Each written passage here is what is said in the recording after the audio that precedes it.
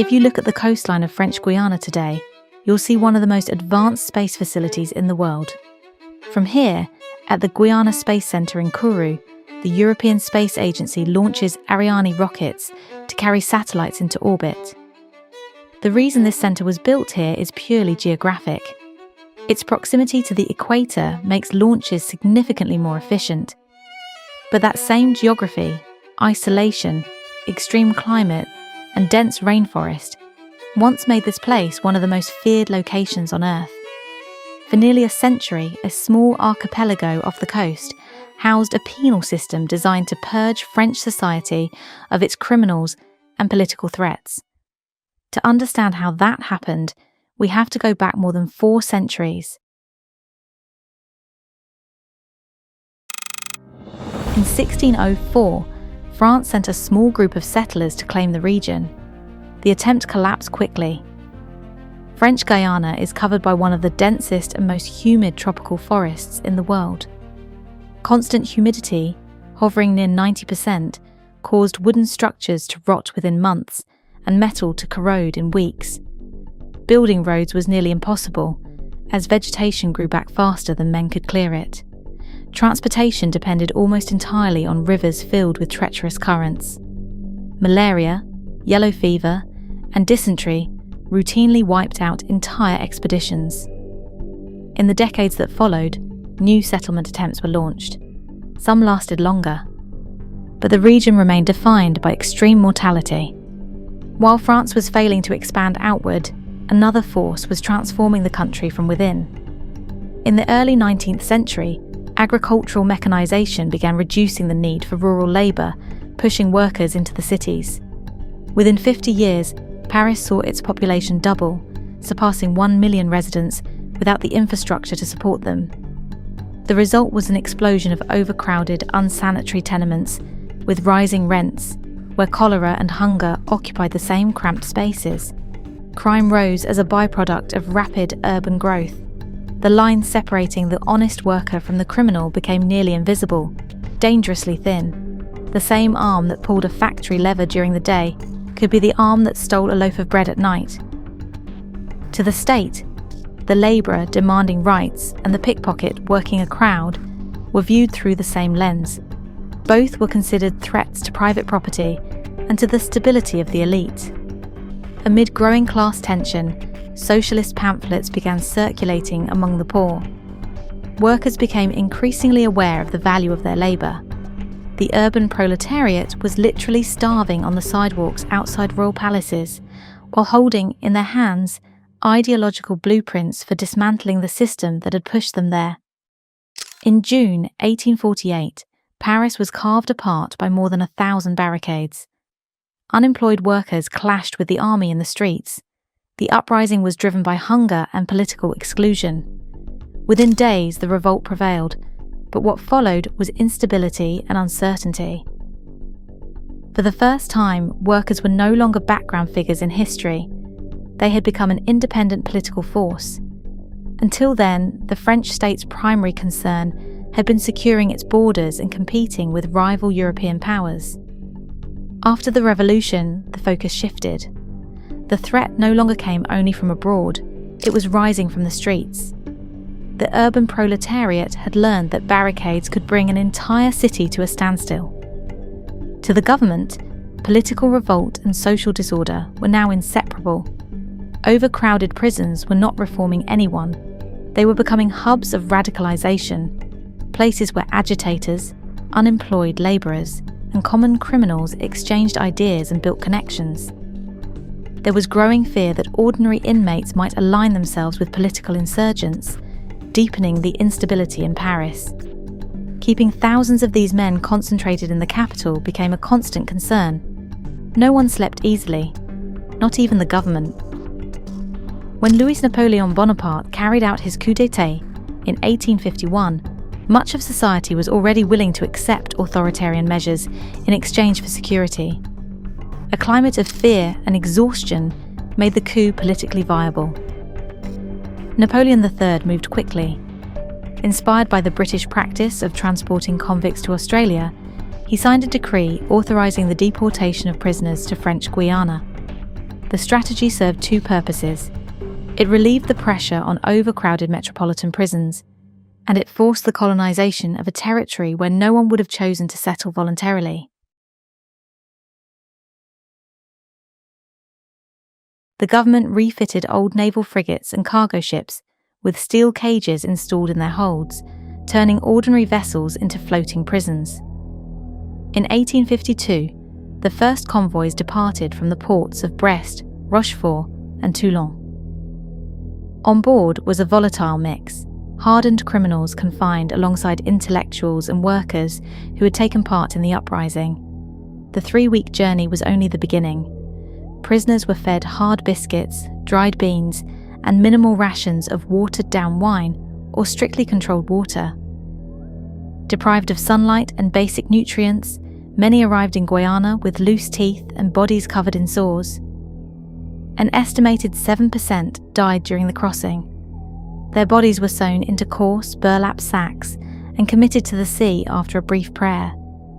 Each voyage carried as many as 800 men. Prisoners were confined in cast-iron cages that stretched the length of the ship's hold. There were no beds, only hammocks, taken down during the day. Between the cages ran a narrow central passage where guards patrolled with bayonets and whips. The air was nearly unbreathable. Hundreds of men were packed below deck with no ventilation and only buckets for basic bodily needs. The stench of sweat, waste, and vomit led to frequent fainting spells. The most punishing stretch of the journey came at the equator. Inside the wooden and steel hull, temperatures easily exceeded 113 degrees Fahrenheit. The metal bars of the cages became hot to the touch, reaching levels the prisoners had never experienced in the French climate. To suppress rebellion or even desperate shouting, the ships were fitted with pipes connected to the steam boilers. If prisoners struck the bars, guards would open the valves, flooding the hold with scalding steam. It functioned as a calculated braking process. The conditions were designed to weaken the prisoners physically and psychologically before they ever set foot on colonial soil. Upon disembarking at Saint-Laurent-du-Maroni, the prisoners stepped into a prison without walls. The state did not need to invest in concrete fortifications. Geography itself stood guard around the clock. There were no roads connecting the colony to the rest of South America. Instead, there was an unbroken wall of tropical rainforest, dense, suffocating, and nearly impossible to cross, bordered by an ocean of violent currents and shark-infested waters. The men were immediately processed. Their names were stripped away and replaced with numbers. From there, they were assigned to different sectors of the penal system. Some remained on the mainland, sent into forced labour camps carved out of the jungle. Others were transported to the Île du Salut, about 8 miles off the coast. The archipelago consisted of 3 main islands, each served a distinct purpose. The largest and highest of the 3 was Île Royale. It served as the administrative centre of the colony. Beyond its cell blocks, the island contained a hospital, a church, housing for guards, the commandant's residence, and a large dining hall for officers. There were also butcher shops, bakeries, and the essential facilities required to sustain the penal complex. Ile Saint-Joseph was reserved for extreme punishment. This was where the solitary confinement blocks were established, the most feared section of the entire system. Then there was Ile du Diable, Devil's Island, the smallest, yet the most infamous of the 3. It was designated for political prisoners. The most well-known case was Alfred Dreyfus, a French military officer from Alsace who was wrongfully accused of treason in 1894. Convicted under highly questionable circumstances, he was sent to Devil's Island in 1895. There, he was held in a specially constructed hut, surrounded by a wall and denied all human contact, except for guards who were forbidden to speak to him. The system was designed so that each prisoner would pay for his own existence. Convicts were sent deep into the interior to clear sections of jungle by hand, without proper tools, and on a diet that did not meet the caloric demands of the labour. Rice, beans, and salted meat, when it was available, were rarely enough to sustain heavy physical work. Each man was assigned a quota measured in cubic meters of earth or timber to move. If he failed to meet the target, his already meagre food ration was cut in half. Malaria, yellow fever, and dysentery were constant. With humidity hovering near 90% and relentless heat, even minor cuts turned into open ulcers. Within weeks, infections could progress into gangrene. Around the prison stood hollow trees and rocky formations that housed vampire bats. They frequently slipped through gaps in the cell structures and fed on sleeping prisoners. The bites often became infected, leading to sepsis in an environment where medical care was virtually non-existent. To reduce surveillance costs even further, the state outsourced control to the inmates themselves. An internal hierarchy emerged in which the most violent criminals, including bank robbers, dominated minor offenders. If a prisoner failed to pay with labour, money, or his own body to cell leaders, the system allowed, and at times encouraged, other inmates to enforce discipline. Guards often stood by as spectators to this internal brutality. For crimes committed within the colony, such as murdering a guard or another prisoner, the guillotine was used. Because of the humidity and heat, the blade frequently dulled or jammed, sometimes requiring the executioner to release it multiple times before the sentence was carried out. In one of the most surreal procedures of the system, a condemned prisoner was required to sign a document before execution. To the French government, he was an entry in the state's inventory. Once sentenced to death, he first had to be formally discharged from the penal registry. Signing that paper legally closed his file as an active inmate. It was an administrative formality, as if decommissioning broken equipment from storage. Between hunger, disease, exhaustion, and executions, a large percentage of prisoners died within their first year in the colony. Unlike the guards, who were buried with dignity in state-funded coffins in a small cemetery on Ile Royale, prisoners' bodies were typically thrown into the sea after a brief prayer. In many cases, their skeletons were later cleaned and sold to European medical schools. Because the colony functioned as a system of internal predation, where prisoners routinely stole from one another, there was no safe place to store anything. Money, jewellery, written messages, or escape maps had to be hidden somewhere inaccessible. The only place a prisoner fully controlled was his own body. From this reality emerged objects known as plans. These were small metal cylinders, usually made of silver or aluminum, that inmates concealed inside their rectum to safeguard their few valuables. The device measured roughly 2 to 3 inches in length. It was carefully polished to reduce internal injury and sealed with a threaded cap. Inside, the prisoner would tightly roll as many banknotes as possible. A full plan represented opportunity, the chance to buy extra food, bribe a guard, or secure passage on an escape boat. Some men carried these metal containers inside their bodies for days or even weeks.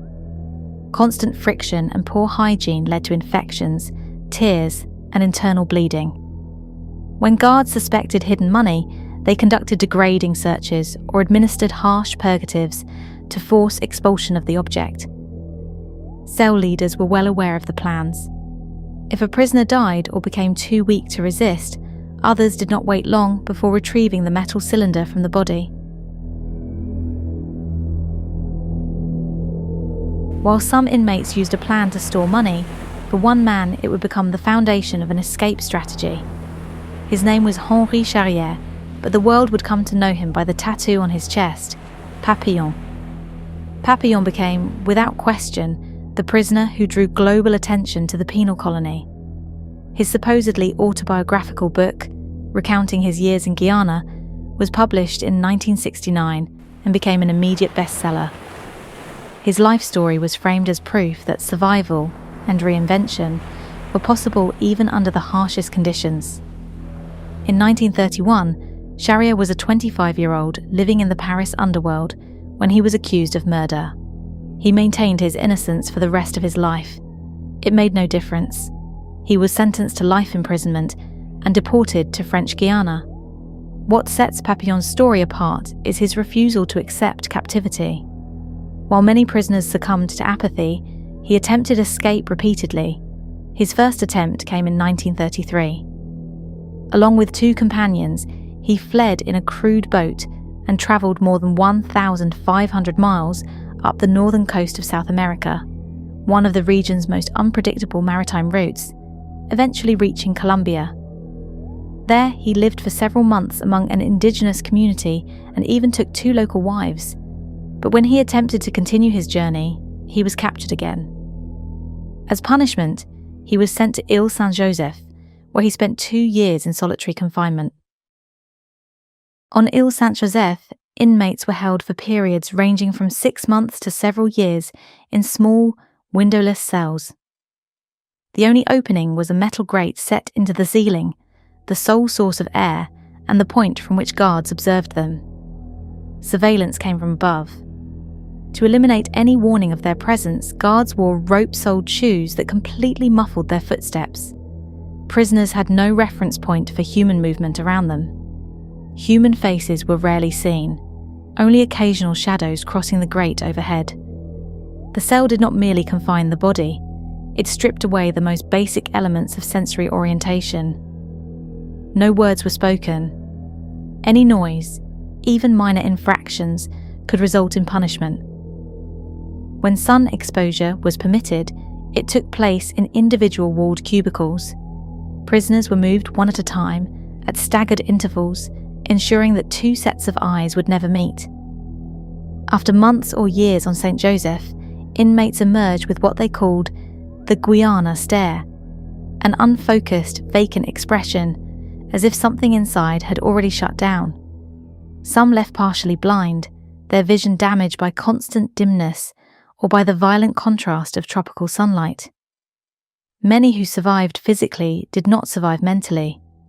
To endure isolation without collapsing, Papillon adopted techniques that blended military discipline with extreme survival instinct. He understood that if his muscles atrophied, escape would be impossible. Inside a cell measuring roughly 6.5 by 4 feet, he established a strict routine. He walked for hours each day within the confined space. To avoid dizziness, he traced figure 8 patterns or changed direction every 10 steps, maintaining circulation and preventing muscular decay. Though smoking was prohibited, contraband existed. Papillon later described how inmates traded favours or used hidden money to obtain tobacco. He smoked in secret, blowing the smoke into the waste bucket or toward the corner of the cell when no guard hovered above the grate. A cigarette dulled hunger and provided a rare psychological anchor in total isolation. To resist mental collapse, he practiced what he called mental journeys. Each day, he selected a subject. One day, he would reconstruct every street of his old Paris neighbourhood, spending hours visualising colours, sounds, even smells, forcing his mind to generate the stimuli the cell denied him. It was a deliberate defence against cognitive breakdown caused by sensory deprivation. Many prisoners died from infections brought on by filth and neglect. Papillon became obsessive about what little control he had. He used his small ration of water to keep the cell floor as clean as possible, even in near darkness. He avoided eating portions of food that appeared spoiled, choosing hunger over dysentery, which, on St. Joseph, often meant rapid death by dehydration. Despite the ban on speech, inmates developed a tapping code along the walls, a crude form of Morse. Through faint knocks, they shared news of who had died, who had arrived, and how each man was holding up. The knowledge that another human being was suffering nearby prevented complete psychological isolation. These methods transformed a cell designed to be a tomb into a waiting room for another escape attempt. When Papillon was finally released from solitary confinement, guards were reportedly stunned to see that he could still walk upright and meet their gaze. He was transferred to Devil's Island, and from the moment he arrived, he began planning what would become his most legendary escape. For days, Papillon studied the sea. He watched the rhythm of the waves, calculating their pattern. He believed that every 7th wave carried a stronger undertow, a powerful backward pull that dragged water out toward open sea with enough force to overcome the breaking surf. Using 2 sturdy burlap sacks, He filled each with dried coconuts, light, buoyant, filled with air. He tied the sacks together into a floating V-shape, creating a crude raft he could lean against while kicking his legs. In 1944, Papillon and a fellow inmate named Sylvain decided it was time. They threw the coconut sacks from the top of the cliff, timing their jump with the arrival of the seventh wave. Then they stepped into the void. The impact was violent, but the retreating wave worked like a slingshot. Within minutes, they were beyond rifle range, carried into open water. They drifted for 2 days and 2 nights. As they neared land, Sylvain panicked. He abandoned the flotation sacks too soon in an area of shifting mud and was swallowed before Papillon's eyes. Papillon waited. He held his discipline. He stayed with the makeshift raft until he could feel solid ground beneath his feet. Eventually, he reached the shores of Venezuela. There, he built a new life. He married a local woman and started a family. To neighbours and customers, he was simply Enrique, a successful French businessman. Few knew that the refined man serving coffee and wine had once spent years pacing inside a dark cell or drifting across open sea on sacks of coconuts. He became a well-known figure in Caracas, opening restaurants and nightclubs, including the Gran Café on Boulevard de Sabana Grande. His life was so improbable that he eventually decided to write it down. In 1967, at 60 years old, he began writing his memoirs. The manuscript was sent to a Paris publisher. In 1969, Papillon was released and became an international bestseller. He returned to France not as a fugitive, but as a celebrated author, protected by public opinion and later by official pardon. The publication of Papillon exposed a penal system that had operated for nearly a century. What had once been hidden beneath the humidity of the jungle became a national conversation.